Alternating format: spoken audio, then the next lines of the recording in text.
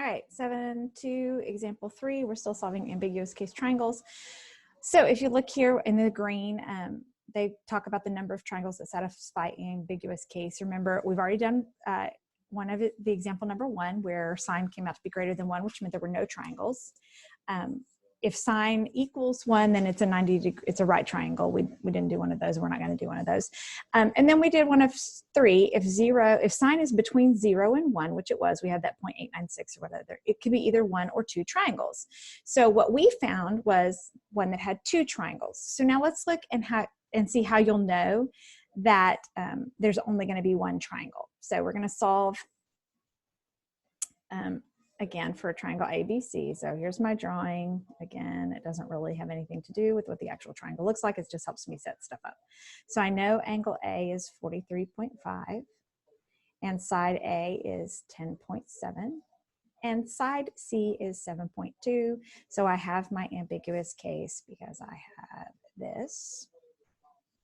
So I'm going to set up to solve the triangle, and since they gave me, and I did it again. Oh, why didn't you let me do that? Oh no, no, can't see me.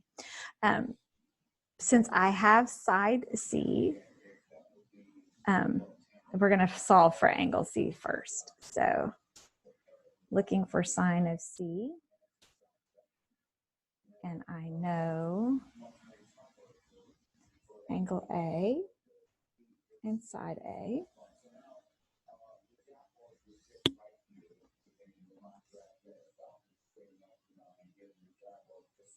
So 7.2 is sine of 43.5 divided by 10.7 is sine C.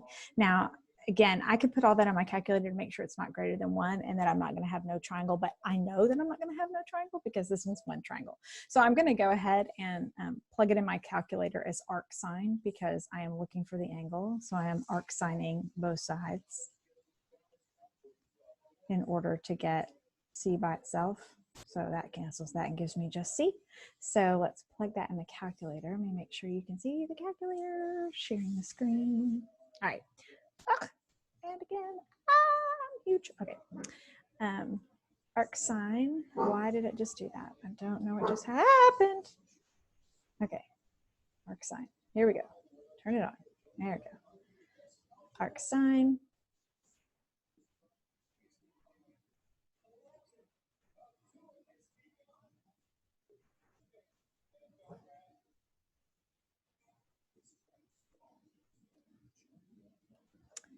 Divided by 10.7. And I get 27.59. All right, so that's what my angle value is for angle C. It was 25 or 27.59, sorry, 27.59. All right, well, let's see what angle, they gave me angle A, that's angle C. Let's see what angle B would be. So that would be 43,180 minus 43.5 minus 27.59 would give me angle B of 108.91. And let's go ahead and find side B. So I'm looking for B, sine 108.91.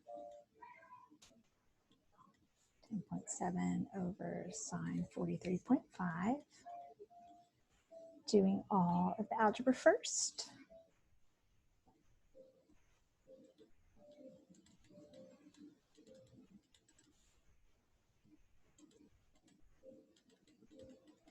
It's going to give me sine B. Let's put that into the calculator.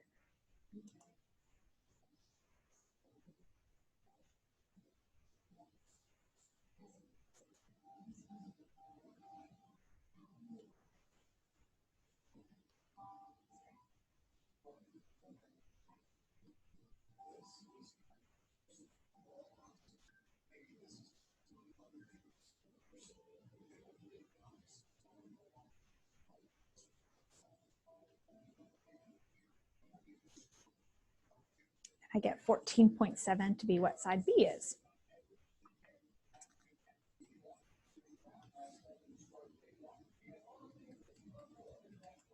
All right, so I've solved my triangle. There's angles C and B, there's side B. Now, when we do ambiguous case like this and sign comes out to be a value that is less than 1, then it's possible that I have 2 triangles there. So how am I going to determine whether or not there's just 1 or 2? Well, C is the angle that the calculator gave me. So remember, the other angle would be the angle supplementary to C. So I'm going to do 180 minus angle C to get my other angle C. So I'm going to do 180 minus 27.59.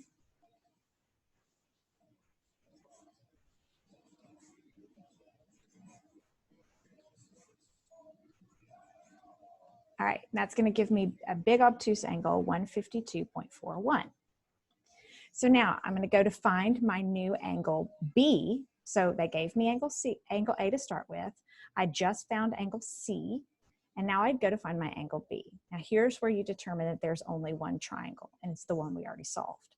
I do 180 minus 152.41 minus angle A that they gave me, 43.5, and I'm already into negative numbers, which means there cannot be a third angle.